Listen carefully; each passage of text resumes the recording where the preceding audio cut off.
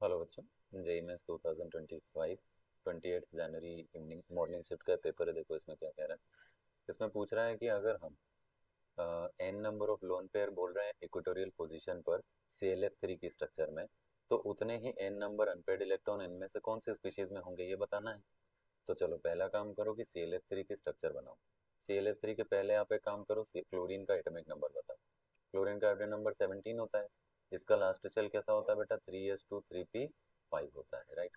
अब बताओ कितने इलेक्ट्रॉन है यहाँ। तो ये हो गए 2, फिर इधर हो गए, ये देखो 2 यहाँ पे 2 यहाँ पे, ऐसा करके टोटल 5 इलेक्ट्रॉन इसके लास्ट शेल में हो गए। ये हो गए कितने, 5। 5 तो यहाँ हो गए, 2 यहाँ हो गए, 7 इलेक्ट्रॉन हो गए टोटल, ठीक है। 7 में से हमें कितने फ्लोरीन जोड़ने हैं इसके साथ, 3। तो देखो एक तो यहीं जुड़ जाएगा ना, तो बाकी बचे 2 फ्लोरीन, और कहाँ से ऐड होंगे, वो एक्साइटेड स्टेट में जाएगा, क्लोरीन एक्साइटेड में जाएगा। देखो यहाँ पे 2 इलेक्ट्रॉन थे पहले, तो ये एक इलेक्ट्रॉन आगे भेज दो। तो अब यहाँ एक अनपेड हो गया, तो एक फ्लोरीन यहाँ जुड़ जाएगा, और यहाँ से एक आगे चला गया तो एक फ्लोरीन यहाँ पे भी जुड़ जाएगा। चलो तो अब हमारे पास 2 लोन पेयर बचे। ClF3 की स्ट्रक्चर कैसी होती है, टी शेप होती है। टी कैसा, उल्टा टी, ये देखो ये हो गया फ्लोरीन। अच्छा, फिर इक्वेटोरियल और एक्सियल पोजीशन क्या होती है वो देखो। ये देखो, ये जो 2 फ्लोरीन ऊपर की तरफ है ना, इन दोनों फ्लोरीन पर, इन दोनों फ्लोरीन को हम कहते हैं कैसा, इक्वेटोरियल। नहीं नहीं, एक्सियल कहते हैं इनको। और ये वाली जो है ये प्लेन है, ये इसमें जो 2 लोन पेयर है, ये दोनों क्या है बोलो, इक्वेटोरियल है।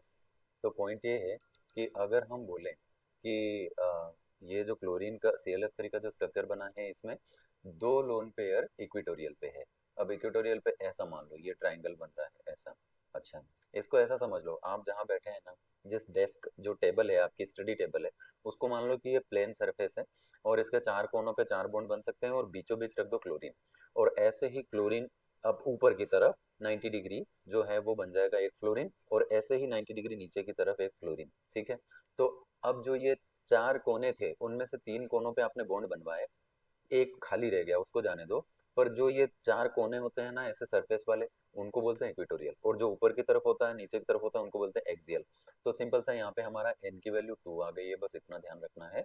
तो बस इधर जो वेनेडियम और ये सब जो भी इन्होंने दिया है, इनके इलेक्ट्रॉन काउंट कर लो फटाफट से। तो देखो, स्कैंडियम, टाइटेनियम, यहाँ पे जो एलिमेंट्स है वो कौन से आते हैं, डी ब्लॉक के ये।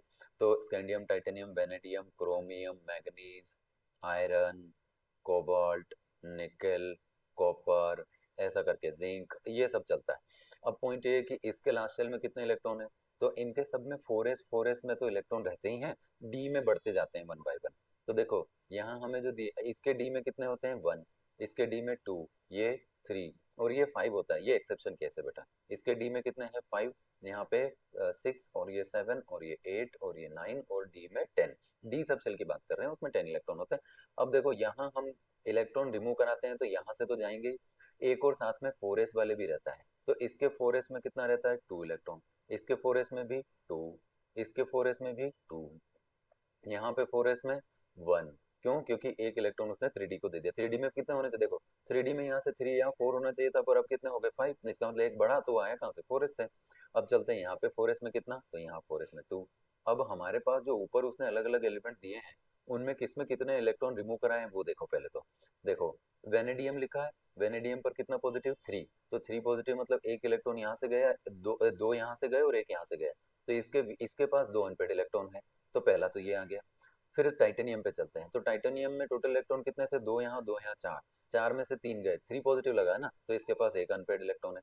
फिर आते हैं कॉपर, कॉपर का एटॉमिक नंबर 9 है ना बेटा, तो यहाँ पे 4s में तो 2 रहेगा, और 3d में 9 रहेगा। पॉजिटिव चार्ज कितना लगा है, पॉजिटिव लगा 2, अगर ये 2 चला गया तो इसके 3d में 9 है। अच्छा, वैसे इसमें भी ऐसा रहता है कि 3d 10 कर लेता है ये, तो ये 3d 10 और 4s में कितना रख लेता है 1। तो ये भी पॉइंट है। अब तो फिर 4s में 1 था, वहां पॉजिटिव कितना लग रहा है 2, इसका मतलब इसने 4s में से एक इलेक्ट्रॉन डोनेट किया और 3d में से एक किया, तो 3d में 9 रह गया, तो अनपेड कितना रह गया 1। ठीक है भाई। फिर आगे चलते निकल 2 पॉजिटिव, निकल 2 पॉजिटिव में बेटा निकल का 4s में होता है 2, और 3d में होता है कैसा, चलो 3d का एक बॉक्स डायग्राम बना देता हूँ तो बाकी सारे क्लियर हो जाएंगे। देखो निकल में कितने इलेक्ट्रॉन है 8, तो हाँ लिखेंगे 1 2 3 4 5 6 7, है ना। ये देखो 1 2 3 4 5 6 7 8, 8 यहाँ ऐसे रहते हैं 1, ये देखो 1 1। तो इसके लास्ट सेल में 2 अनपेड इलेक्ट्रॉन है, और 4s में तो 2 है ही सही।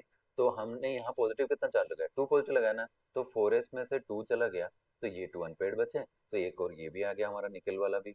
तो ए हो गया और डी हो गया। अब आते टाइटेनियम। टाइटेनियम का टाइटेनियम पर 2 पॉजिटिव लिखा, तो 2 पॉजिटिव लिखा तो फिर यहाँ से 2 इलेक्ट्रॉन जाएंगे तो 2 बचेंगे, तो फिर यहाँ पे भी 2 आ गया। तो अब देखो हमारे पास ऑप्शन है ए, फिर है हमारा डी, और फिर है ई। ए डी ई, ये कौन से ऑप्शन में है देख लो, सेकंड ऑप्शन में। तो आंसर आ जाएगा सेकंड। Thank you.